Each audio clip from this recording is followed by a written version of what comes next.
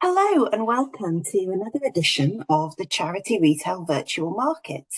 The Virtual Market is a series of 30-minute webinars where our corporate members tell us all about their newest products, insights and tech.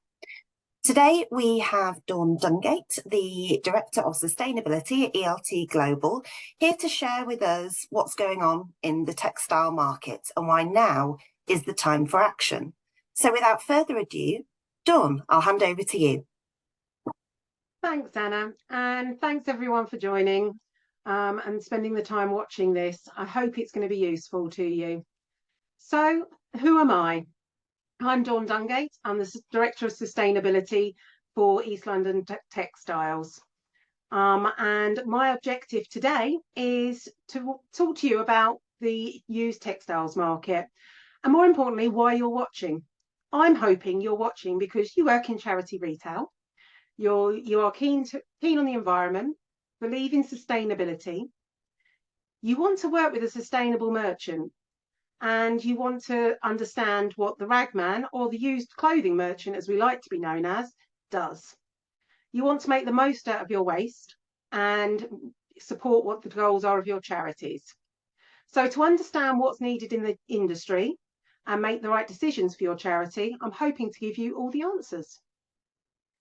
So what we're going to be covering today is what's happening in the used textiles industry in the last couple of years and what the impacts have been, the different types of merchants, a little case study on some of our costs, why it's important not to focus on the price, and why I feel it's important to keep sorting in the UK, because I think it's valuable. So let's go for it. What's happened in the last couple of years? There was obviously COVID. It had a huge impact on us, and unfortunately is still being echoed now. With everything being shut down and more costs for everyone, people not going out, things haven't really returned back to normal. Working from home has become the normal, which is great for some. I'm working from home today, so I can't say anything negative about it, but it has created a loss of jobs, funding cuts, but more importantly, from your point of view, it's changed consumers' habits on shopping. People aren't going out so much, and that's changed what they're buying. So what's that caused in the long term? It's reduced the volumes that are being donated. It's changed the type of clothing that people are wearing and buying. And also there are quality issues going on because people are keeping things longer, which is never good from your point of view. So Brexit happened. It was an impact for us. The major impact for us was on the staffing point of view. We lost a large proportion of our staff or our access to staff. Working in this industry is quite difficult. You all work in it, you're all dealing with used clothing, and sometimes we get some unsavoury things come through, and things aren't always clean, but not everybody wants to deal with that day to day. Your shop will be dealing with a small percentage of what we're dealing with day to day, and therefore we need a certain type of people to do it. And unfortunately, we've lost those people. We still have some of our staff. Some of them have been with us 12, 13, I think even 14 years, the longest. But we're struggling to get new staff because generally people do eventually move on. So Brexit's caused a staffing issue. It's made it more difficult for us to move stock around because as where we could move stock in and out of Europe freely, we now can't. The wage prices in Europe have gone up, so therefore it's not as attractive for people to want to get visas to come over here and work.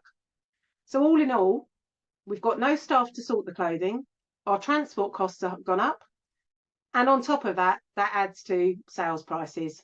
But we'll get to that a bit more later. Fast fashion has had a huge impact on this industry. Okay, it's cheaper to buy new than it is to buy reuse from you guys. More importantly, the quality of the clothing has deteriorated so badly. You know, as where before, all the brands, especially the big brands, had good quality clothing, they lasted longer. It doesn't happen now. They can't afford to. They've got to compete with fast fashion. Now, the only way they can compete and keep their brand good is actually change the quality of the clothing they're working on. So by doing that, what they're actually having to do is they're having to reduce the material quality. They're not reducing things like the stitching and how they stitch or the design, but they're reducing the material quality, which means it doesn't wash as well, doesn't stay as vibrant in colour, and therefore has less of a desirable for reuse. And that will impact you, and it does. I'm sure you've all seen the quality of the clothing you're getting in going down. So there is a big impact with fast fashion and people trying to turn over their wardrobes quicker. It is such a damaging thing, fast fashion. I don't think people appreciate what it's actually done to this industry. The quality's not there. No quality, people don't want it second time round. So what else has happened? David Attenborough, brilliant guy, BBC Planet Earth. It's woken everybody up. It's made everybody really aware of the impact of what we're buying, recycling. You know, it's forced certain things to happen. It's with the plastics and cardboard industry, you know, it's made them act really quickly. But government hasn't acted when it comes to textiles. Textiles is the fourth biggest polluter in the world, but we're still not there dealing with that. So what's happened is David Attenborough has woken us up, and it's now got social media has been exploited that. Influencers have got involved. There's more TV reports about recycling. But there is a more positive move to start recycling. But that's not as easy as it seems either. Press coverage of waste.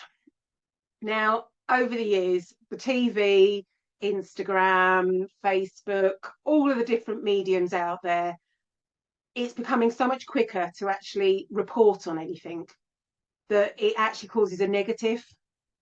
So therefore, as where before, if there was something negative happen, it might have been felt locally, but not globally. Now everybody will find out. It creates bad press for charities and merchants if their links are connected. There's actually a real lack of education in the people that are doing the reporting. All the members of the TRA, including ELT Global, are trying their hardest to make sure education is there and people are learning the correct information about what's happening. But the bigger picture is people assume because the UK was one of the first when exporting, the UK that they exporting everything comes from the UK, but it doesn't. More and more countries are doing this. They don't understand the process and what actually the ELT does and other merchants that's really good. And that's really important. But what's the impact of bad press? You get less donations. There's poor education of the public. Makes the world believe it's all us in the UK when it's not really. And that's not so good for any of us. There are some positives. Social media and influencers can give the industry some help. They can make a trend really grow fast. The current trend for using second-hand clothing is great, but there's also a lot out there that are pushing for just turning over. The trends to spread, they tend to spread everything so quickly. They want you to sell everything, but they're encouraging Joe Blogs to sell, not handing it to charity and letting charities make money. They're very quick to make things fast turnover. It encourages the fast turnover of fashion in your wardrobe. So there's greater consumption of new materials, which isn't good for the environment. They push purchases online away from the high street, not good for the charity shop. Encourage self-personalisation of items. That's not good from a resale point, because when people change an item from its original factor, it actually makes it less desirable than actually before. And there's also the push for people to sell their own items online and not donate them. That's the biggest thing. So there are positives, but there's also negatives. One of the big negatives that's happened more recently, but it is a positive as well. Everything's positive and negative, is the pressure to recycle. With this pressure across the world, more countries are getting on board with the reuse markets. That means there's more people, or more countries, sorry, selling into the same markets because there's only limited reuse markets. The focus has changed for people. They want recycled. But actually, when it comes to clothing, people don't want recycled. They don't want reuse. Some people don't like that thought. Recycling's a trendy word. Bad press over recycling and reuse. It doesn't help. It's one of those factors where we need to think about it. And actually, what does recycling mean when it comes to clothing? We're going to look at that a little bit later. But it is important to remember the quality of clothing has reduced. So therefore, there is less good quality clothing out there and more competition for the smaller percentage of valuable goods. It has a big impact. And there's also the commercial side of things where people are trying to find a solution for recycling. And that's not easy. So one of the other impacts that's hit our world, especially in the last year or so, is the cost of living crisis. Everybody's affected by it. But actually, it's great for the charity sector. People can't afford to buy new, so they're spending more time going into charity shops. And I'm sure I've seen in one of the CRA's reports that sales have gone up, which is great. But you're having to work harder for that money because you're having to do other things, sell online platforms, create other ways of selling.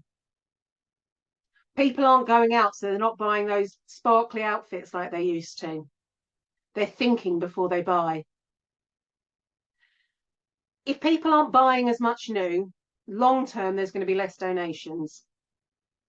People are keeping clothing longer, so therefore the reuse value decreases. And people are selling their own stuff rather than taking it to charity. It doesn't help. All of those impacts come back on your merchants. Another one of the impacts is political upheaval. We all know it's out there. Government's focus is constantly changing. 6 months ago, recycling was on the agenda. Now we're back to it's just election time. So it's changed again. As a consequence of international focuses, the reuse markets are getting lost. Cost of living doesn't just affect the UK, it affects everyone.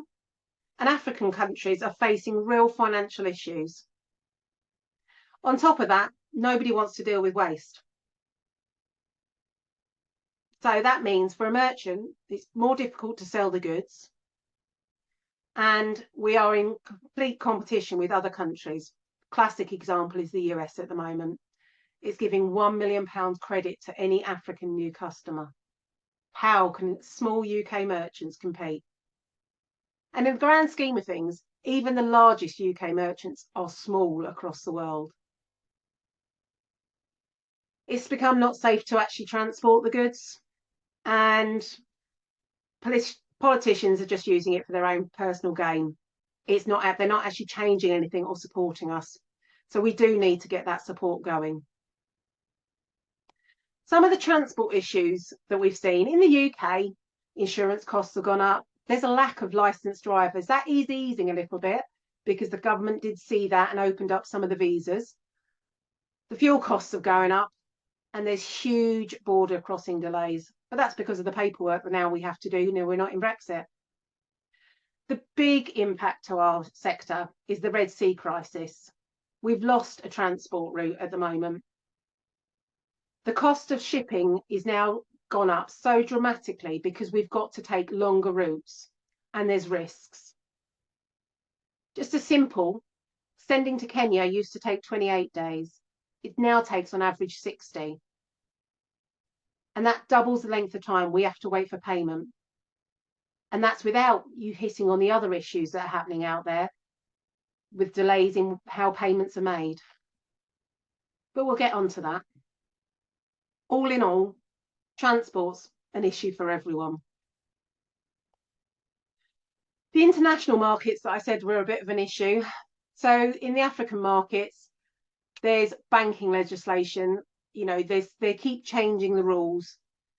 And every time they change rules, you've got to work out the new rules.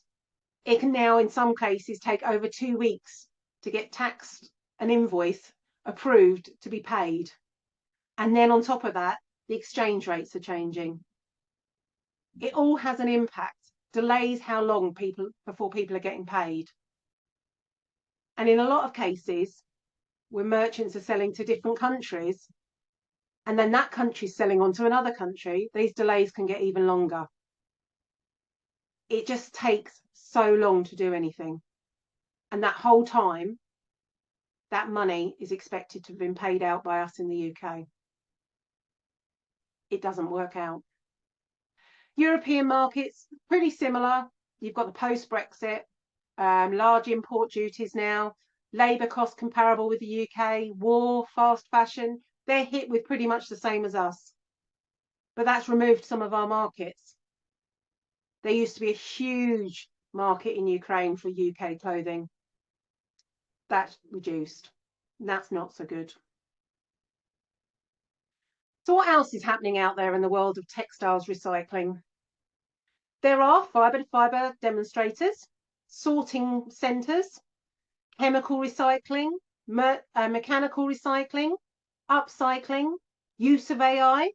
It's great, but it's not even covering 10% of what we're actually producing now. It's not developed far enough. There's not enough infrastructure. There's not enough funding. There's not enough known. And there's only certain materials we can recycle. And even then, the recycled material that's coming out of it isn't of a good enough quality to go into clothing. So there's still so much to learn, so much to do before we can get to where we need to be. So we have still got a long way to go. And importantly, we need to be educating the next generation of fashion designers so that they're doing it to make it easier for us on the other side. But it's very difficult for a very small industry like the used textiles industry to actually influence a huge beast like the fashion sector. We're trying. We really are. So I've got a question for you. What type of merchant do you use? Is it a collector separator, a collector grader? Do you know what the difference is? Do you know what the impact is? I'm going to tell you, so don't worry. A collector picks up from your shops and sells straight into a grader, has no control on what happens to the goods, and actually doesn't have very big overheads, because invariably they're using small vans and driving straight into a grader, a merchant, to actually offload them. So they won't have storage costs. That's quite simple. But then they're only paid a little amount for those goods. A collector separator has slightly more overheads. They're storing it, they're separating. Now, when we say separating, that means they're separating out things like coat hangers from bags, shoes from bags of clothing when it should only be clothing. Anything along those lines, removing anything that is not actual clothing or textiles. They get paid a small amount more, but invariably they will actually be shipping straight out to an international grader. So they have no control on what happens after that point. They will have faith in those graders, but it's faith that they're getting paid and that they're going to be doing the best they can. But you can't see what's actually happening and how the grading's working, which is not so good because it doesn't give full transparency. A collector grader picks up from the shops, takes them back to their yard, grades them into up to 250 different products. That can be big t-shirts, little t-shirts, vest tops, actual strappy tops, all sorts. Puts them into different qualities. And then they'll be selling direct to the end markets. They'll be selling straight to the markets in Africa, straight to the markets, different markets in Europe, the exact products that they want to receive. They're not going to get repeat business if they do this wrong. So they're not going to send big coats to Africa because we won't get a repeat customer.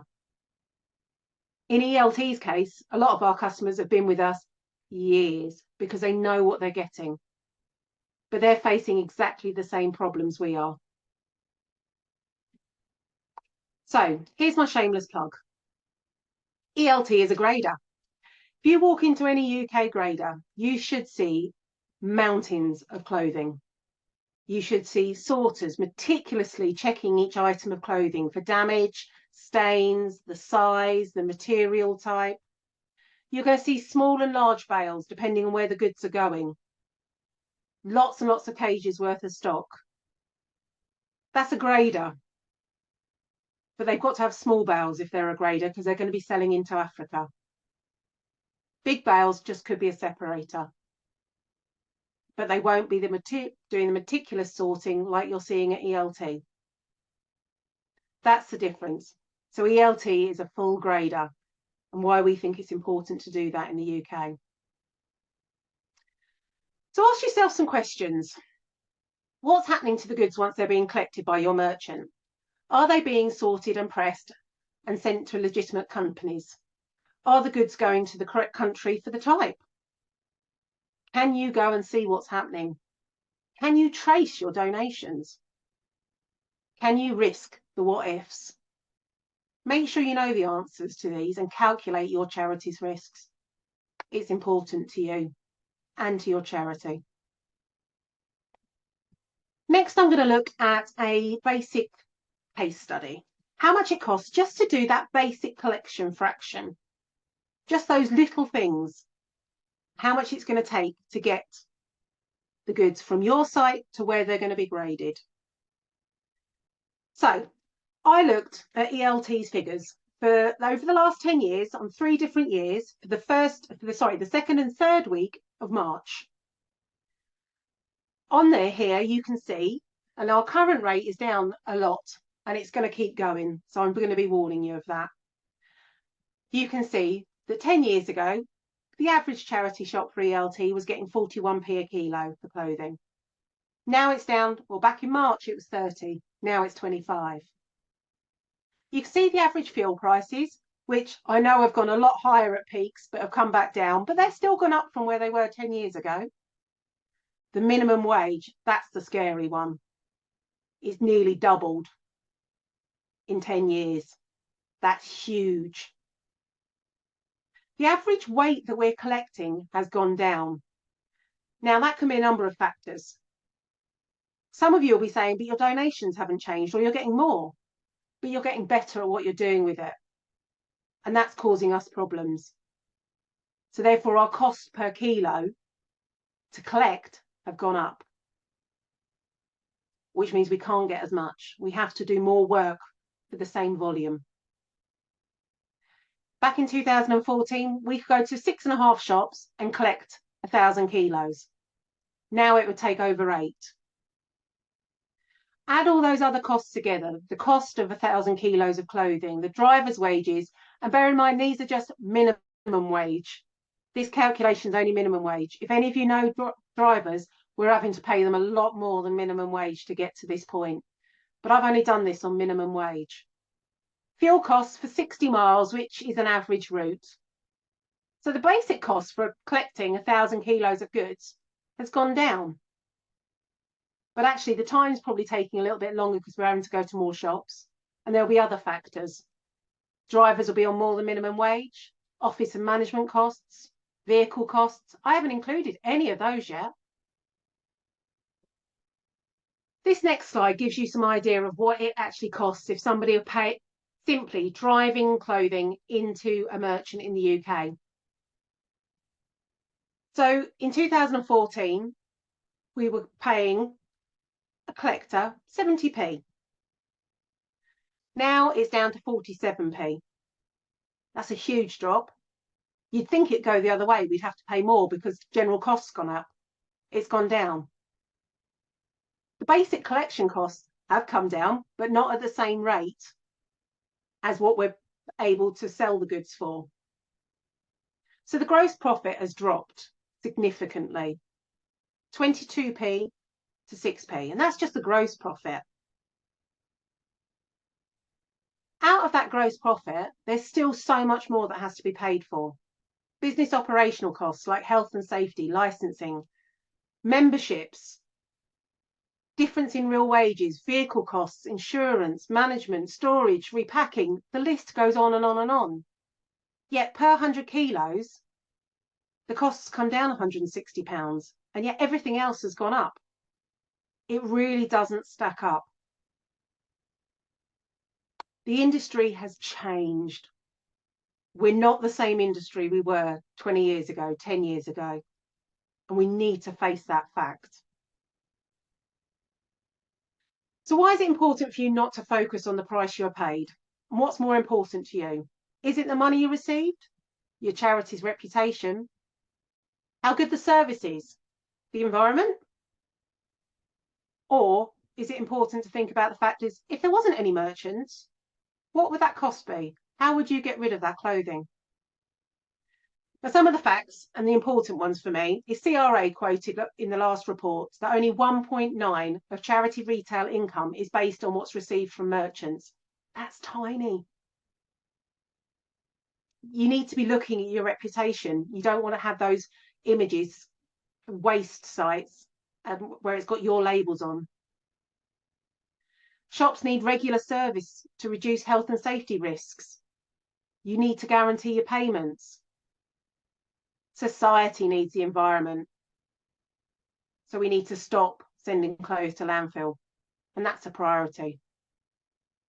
And if you've got no merchants, you're just going to be adding the clothing to the bin, which means at the end of the day, your costs are going to go up because waste costs are terrible. So, reasons to keep sorting in the UK. This is my personal view. If we keep the waste in the UK, we can manage it properly. We can guarantee where it goes, and we can have transparency on how the goods are sorted. More transparency to be able to check and monitor where the goods are being sent. Can you trust that the brand will not get exposed to illegal dumping of textiles? You need to think about that. What type of merchant are you using? So why did the UK sorters need, and not just sorters, collectors as well, need the price to go down? We need to compete. We need to stay sustainable. We still have to pay for storage costs. And if we're grading and sorting, you've got specialist training, specialist equipment, warehouse costs, admin, packaging, membership and accreditation, sales costs, all of those things come into fact. Just to give you an example, if you were to look outside of the UK at the wage cost for the UAE, which is where a lot of the clothing goes because there's a free zone, so there's no laws about what you can and can't send in there. There's a huge difference in the minimum wage for the month. That's huge. That's why they can afford to do it out there, but they're still not paying anymore, and we need the support in the UK. So my final thought on pricing. If you're getting above the industry standard price for textiles, ask yourself the question why. Do you know where to get that pricing? The CRA produce a report every quarter. It's on Let's Recycle. But bear in mind, don't take the high prices. You've got to take the medium, the middle range. Because some people will be paying more, some people will be paying less. If you take an average, that's your answer. If your merchant's paying more than that, how can they afford to do it? Ask yourself that question. Look at the operations. You really need to look at those operations. Ask for help. There's plenty of people out there who'll be happy to help you. And your merchant should be open to a discussion at any time about this and should be opening their doors for you coming in whenever is needed. So that's me. I hope you've enjoyed what I've taught you today. I'm going to be doing this all over again, hopefully with the updated version at the CRA conference. So I'm going to do Anna's little plug for the conference. Come and join me, Focus Session A, where we're going to be rethinking textile recycling, a call for sustainability and impact. I hope it's been helpful, and if you want any more information or you want to discuss it with me, no pressure. Yes, I am ELT Global, but lots of you will know me. I'm out there. I'm happy to talk to anyone. My contact details are on this slide. So please feel free and get in touch. Thank you. Thank you, Dawn, for taking us on a journey of what is affecting the textile industry at the moment in April 2024. As Dawn did my job for me, if you are watching this before the 26th of June 2024, you can still come along to conference and talk to Dawn, who will be leading a session during that event. But for now, thank you so much for your time watching the virtual marketplace, and do keep an eye out for what's coming up next. Thank you and goodbye.